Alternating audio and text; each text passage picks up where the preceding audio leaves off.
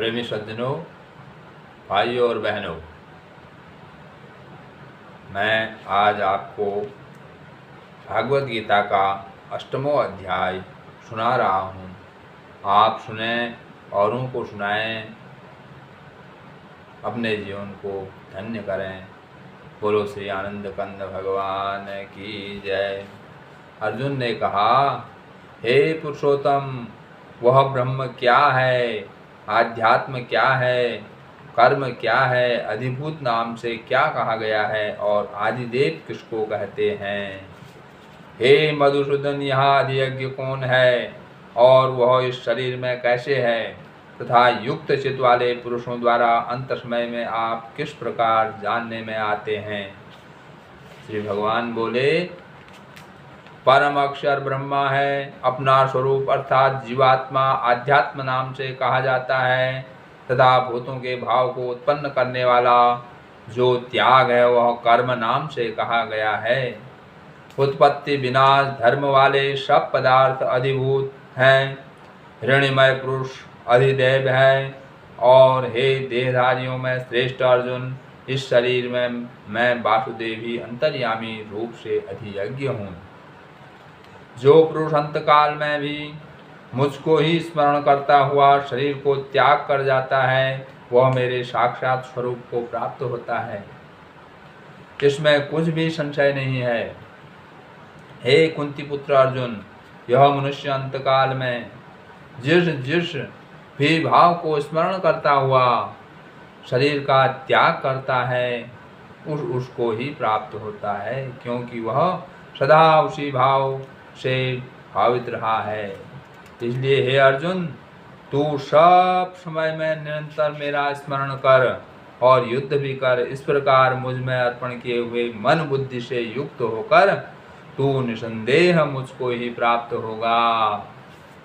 हे पार्थ, यह नियम है कि परमेश्वर के ध्यान के अभ्यास रूप योग से युक्त दूसरी ओर न जाने वाले चित्त से निरंतर चिंतन करता हुआ मनुष्य परम प्रकाश रूप दिव्य पुरुष को अर्थात परमेश्वर को ही प्राप्त होता है। जो पुरुष सर्वज्ञ अनादि सबके नियंता, सूक्ष्म से भी अति सूक्ष्म, सबके धारण पोषण करने वाले, अचिंत्य स्वरूप, सूर्य के सदृश, नित्य चेतन प्रकाश रूप और अविद्या से अति परे शुद्ध सचिदानंद घन परमेश्वर का स्मरण करता है, वह भक्ति युक्त पुरुष अंतकाल में भी योग बल से भ्रुकुटी के मध्य में प्राण को अच्छी प्रकार स्थापित करके फिर निश्चल मन से स्मरण करता हुआ उस दिव्य रूप परम पुरुष परमात्मा को ही प्राप्त होता है।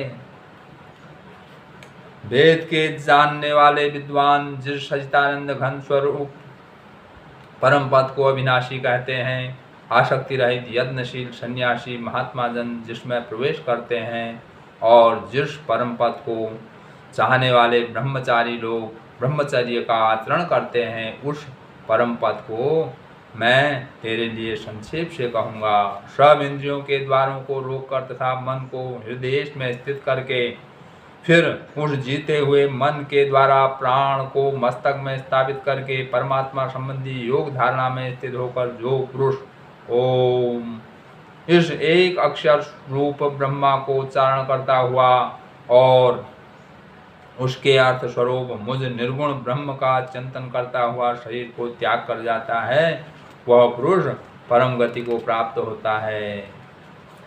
हे अर्जुन, जो पुरुष मुझ में अनन्य चित्त होकर सदा ही निरंतर मुझ पुरुषोत्तम को स्मरण करता है, उस नित्य निरंतर मुझ में युक्त हुए योगी के लिए मैं सुलभ हूँ, अर्थात उसे सहज ही प्राप्त हो जाता हूँ। परम सिद्धि को प्राप्त महात्मा जन मुझको प्राप्त होकर दुखों के घर एवं क्षणभंगुर पुनर्जन्म को नहीं प्राप्त होते।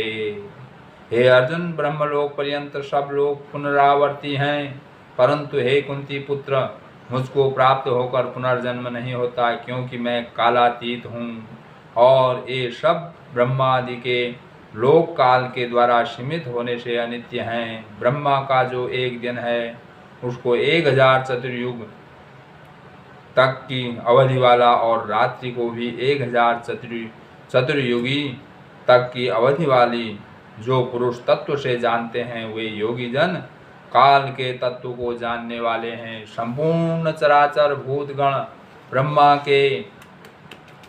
ब्रह्मा के दिन के प्रवेश काल में अव्यक्त से अर्थात ब्रह्मा के सूक्ष्म शरीर से उत्पन्न होते हैं और ब्रह्मा की रात्रि के प्रवेश काल में उस अव्यक्त नामक ब्रह्मा के सूक्ष्म शरीर में ही लीन हो जाते हैं। हे पार्थ, वही यह भूत समुदाय उत्पन्न होकर प्रकृति के वश में हुआ रात्रि के प्रवेश काल में लीन होता है और दिन के प्रवेश काल में फिर उत्पन्न होता है।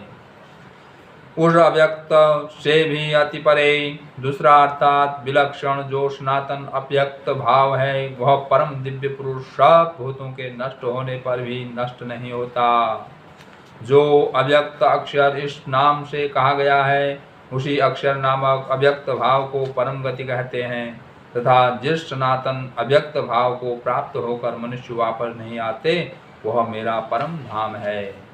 हे पार्थ, जिस परमात्मा के अंतर्गत सर्वभूत हैं और जिस सच्चिदानंद घन परमात्मा से यह समस्त जगत परिपूर्ण है वह सनातन अव्यक्त परम पुरुष तो अनन्य भक्ति से ही प्राप्त होने योग्य है।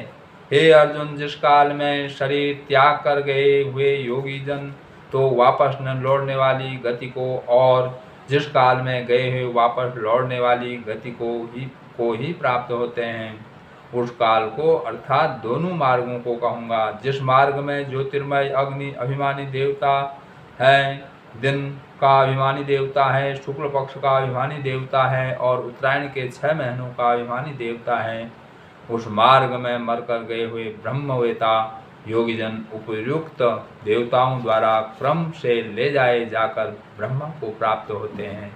जिस मार्ग में धूमाभिमानी देवता है, रात्रि अभिमानी देवता है तथा कृष्ण पक्ष का अभिमानी देवता है और दक्षिणायन के 6 महीनों का अभिमानी देवता है, उस मार्ग में मरकर गया हुआ सकाम कर्म करने वाला योगी उपयुक्त देवताओं द्वारा क्रम से ले गया हुआ चंद्रमा की ज्योति को प्राप्त होकर स्वर्ग में अपने शुभ कर्मों का फल भोगकर वापस आता है। क्योंकि जगत के ये 2 प्रकार के शुक्ल और कृष्ण अर्थात देवयान और पितृयान मार्ग सनातन माने गए हैं। इनमें एक के द्वारा गया हुआ जिससे वापस नहीं लौटना पड़ता उस परम गति को प्राप्त होता है और दूसरे के द्वारा गया हुआ फिर वापस आता है अर्थात जन्म मृत्यु को प्राप्त होता है। हे पार्थ, इस प्रकार इन दोनों मार्गों को तत्व से जानकर कोई भी योगी मोहित नहीं होता। इस कारण हे अर्जुन, तू सब काल में समबुद्धि रूप योग से युक्त हो अर्थात निरंतर मेरी प्राप्ति के लिए साधन करने वाला हो। योगी पुरुष इस रहस्य को तत्व से जानकर वेदों के पढ़ने में तथा यज्ञ तप और दान आदि के करने में जो पुण्य फल कहा है उन सब को निसंदेह उल्लंघन कर जाता है और सनातन परम पद को प्राप्त होता है। बोलो सच्चिदानंद आनंद कंद भगवान की जय।